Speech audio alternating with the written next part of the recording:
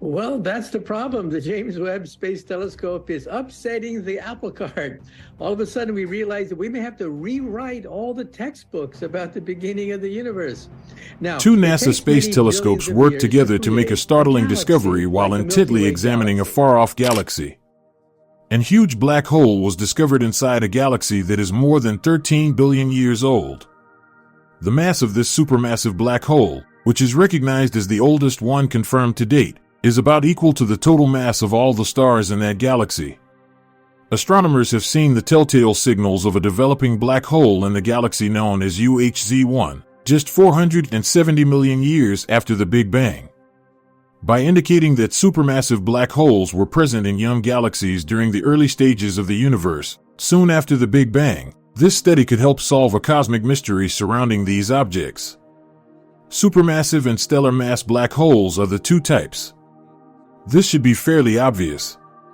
It's possible that the stellar mass black holes are between 10 and 100 times as massive as our Sun. It is possible for a supermassive black hole, a word that isn't even hyped, to be millions or perhaps billions of times heavier. Astrophysicists have been captivated by the presence of such enormous black holes in the nuclei of almost every galaxy, including our own, partly due to the fact that their genesis is unknown. The new paper presents a compelling argument that the supermassive black hole was supermassive from the beginning, at least for UHZ-1, rather than growing gradually. However, it is unable to entirely resolve the matter. The study made use of information from the James Webb Space Telescope and the Chandra X-ray Observatory. This uses ancient light in the X-ray and infrared regions of the spectrum for cosmic archaeology. The Very Big Black Hole at UHZ-1 released light 13.2 billion years ago, around 400 million years after the Big Bang. According to the newspaper, observations reveal that the supermassive black hole at its center has about the same mass as the entire galaxy, which is truly absurd. The supermassive black hole in UHZ is intriguing not only because of its size but also because it is the first example of what Yale University researchers refer to as an outside black hole. They hypothesized that a massive cloud of gas may collapse to form such a black hole, and the theory is now supported by evidence. Webb is producing and will continue to produce a long series of important discoveries about the early cosmos, of which this is only the most recent.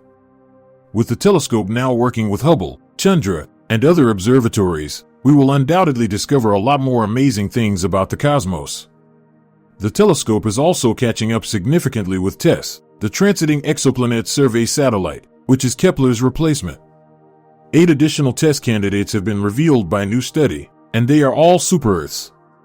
TESS's planet hunting techniques are more sophisticated than Kepler's since it was designed especially to find exoplanets passing in front of bright stars in the vicinity of Earth.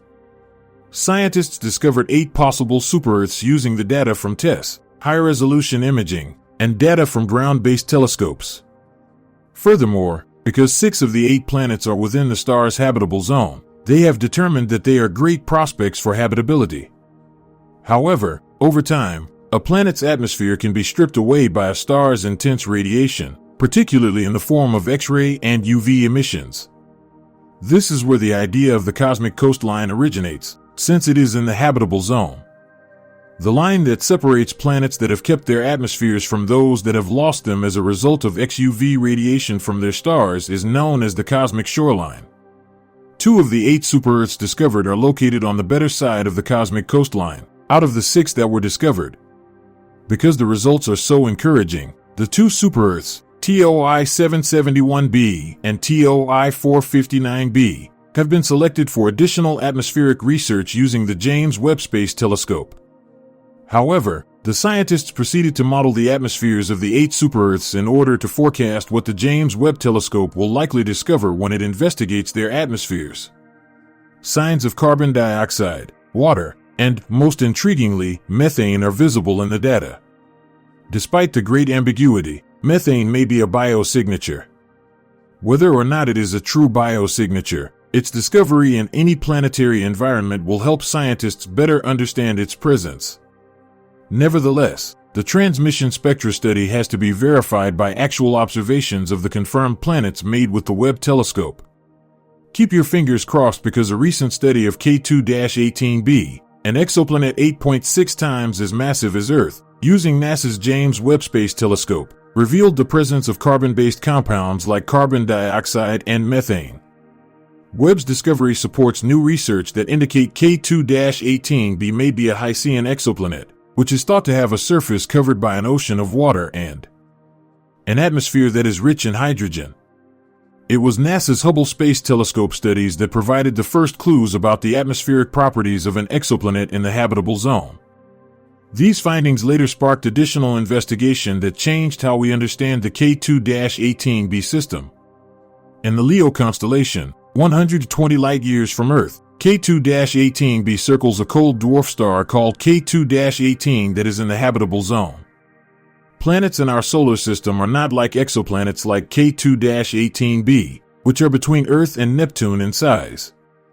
Since some scientists think that Hycean exoplanets could be useful places to look for evidence of extraterrestrial life, the idea that K2-18b might be one is very intriguing.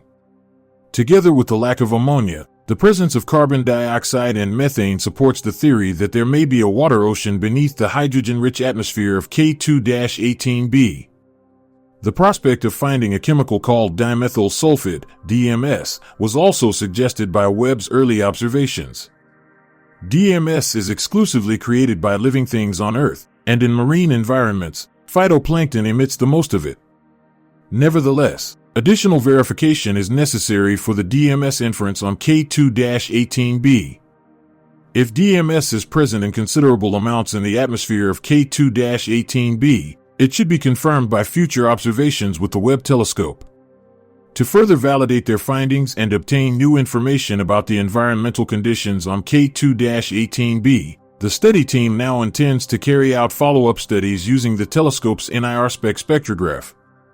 NASA declared that the discovery of life on a habitable exoplanet is their ultimate goal after this discovery, which would fundamentally alter our perception of our role in the cosmos. Recently, NASA scientist Dr. Michelle Fowler disclosed that the organization has been holding top-secret meetings to decide how to respond if they do discover evidence of extraterrestrial life.